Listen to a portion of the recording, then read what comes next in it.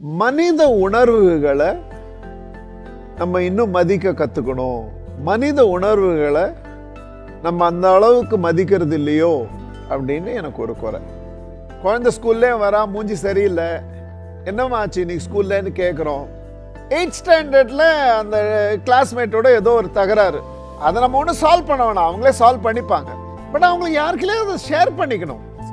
இப்போ எனக்கு கொஞ்சம் வருத்தமாக இருக்கு, கோபமாக இருக்கு, என்னை மதிக்கலை, என்னை அவங்கெல்லாம் சேர்ந்து ஒரு கேங்காக சேர்ந்துட்டு என்னை தனியாக விட்டுட்டாங்கன்னு அவங்களுக்கு அந்த குழந்தைக்கு யாருக்குள்ளே ஷேர் பண்ணிக்கணும்.